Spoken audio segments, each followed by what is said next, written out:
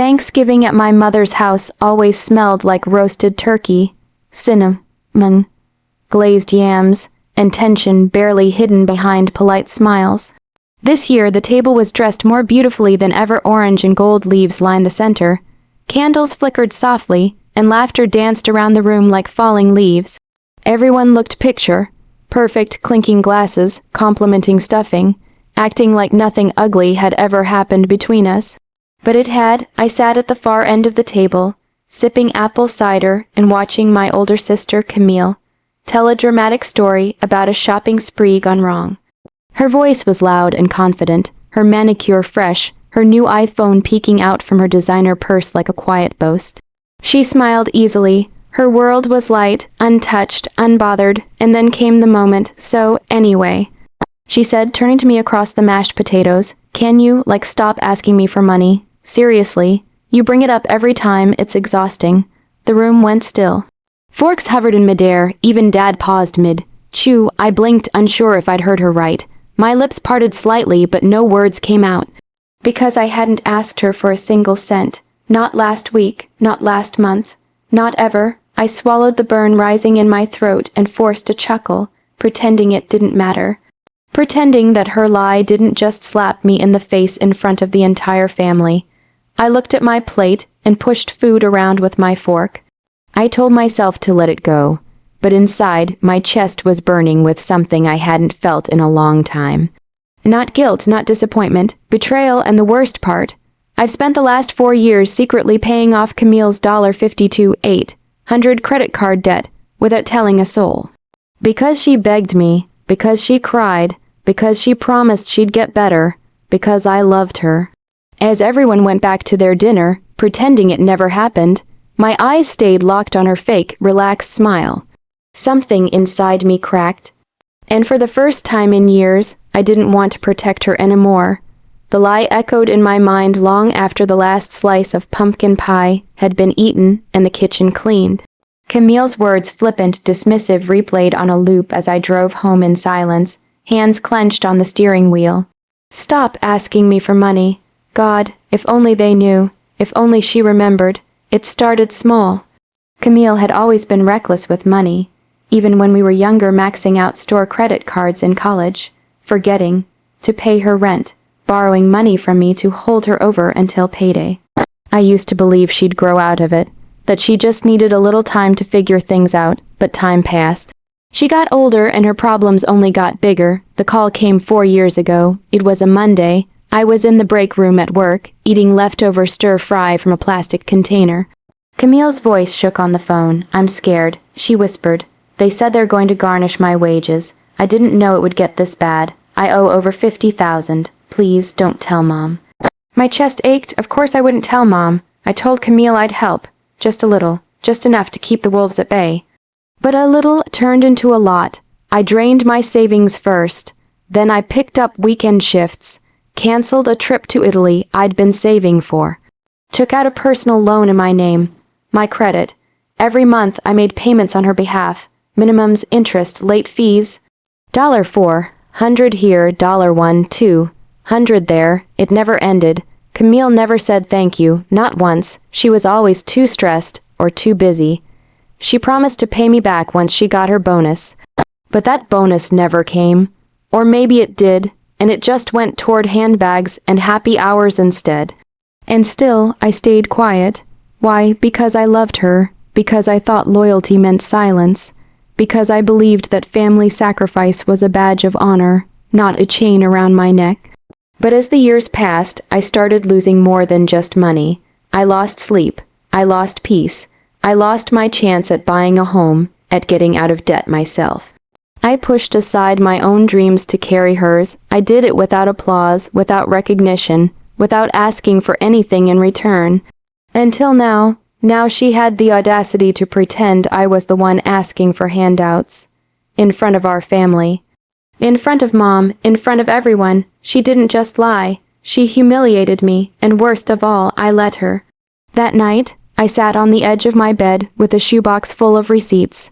I had documented every transfer, every payment, every temporary solution that turned into a permanent burden. I didn't know why I kept it all. Maybe some small, tired part of me always knew this day would come. I looked at the final total in my spreadsheet. $52,842.67, paid in full by me for her. I stared at the number until it blurred. Then I closed the laptop. For the first time in years, I didn't cry. I didn't pity her. I didn't even feel sad for myself. No, what I felt was clarity. This wasn't just about money. This was about what I allowed her to take from me. My dignity, my silence, my identity as the good sibling, who always came through. And now I was done. The Monday after Thanksgiving felt heavier than usual. I called in sick, even though I wasn't. I couldn't face people, couldn't sit through meetings and pretend I wasn't still hearing Camille's voice like a bad echo. Stop asking me for money. No one in the family had followed up. No one asked me if I was okay. I guess Camille's version of the story was easier to believe, that I was the needy one, the problem, the sibling with a hand always out. I suppose it's easier to believe the lie when it spares you the guilt of the truth. I thought maybe I could let it go. Again, I'd done it for years, swallowed so many slights that my throat was scarred from the effort. But this time the bitterness wouldn't go down, not when I opened my banking app and saw another $650 payment auto, debited from my account for a debt that wasn't even mine. Not when I got a text from Camille 2 days later that said, "Hey, I think you should probably chill. What happened at dinner wasn't a big deal. Don't make this a thing. No apology." No ownership, just gaslighting, again. And then, like fate was tired of my silence, I got a phone call from my cousin, Lanny. "Camille said you've been freeloading, that you always ask her for money. I just thought it was weird. That doesn't sound like you." That was it. That was the moment. I sat there, stunned, while Lanny spoke. But my thoughts were already moving elsewhere, swift, sharp, and cold as glass. Camille hadn't just lied once. She was building a story around it, crafting a narrative, turning me into a villain so she could stay a victim.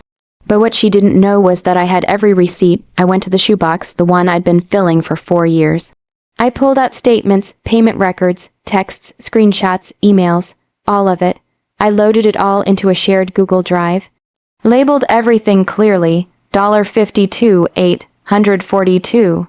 67 over 100 payments, 4 years of silence, and then I drafted an email.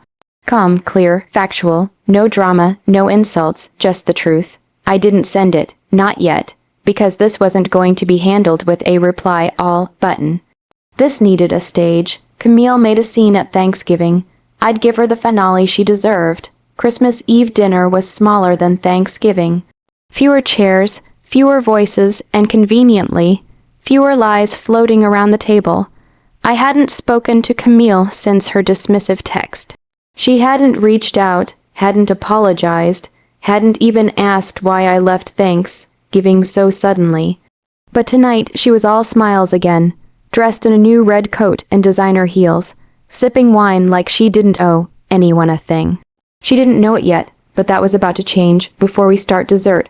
I said, standing up quietly, "I need 5 minutes, that's all." The room shifted. Camille looked confused. My mom's eyes widened slightly. She knew that tone in my voice. It wasn't anger. It wasn't sadness, it was final. I pulled out a folder and laid it on the table. Thick, tabbed, documented. I clicked a remote, and the TV behind me lit up with a screen I had mirrored from my laptop. The first slide read, "How I paid off $52,842. 67 of my sister's credit card debt, a silent history." Gasps, a clink of a dropped fork. Camille's face drained of color.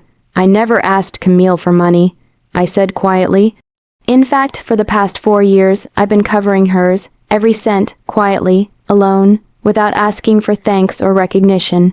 But now, since she's decided to publicly paint me as a burden, I think it's time I finally told the truth.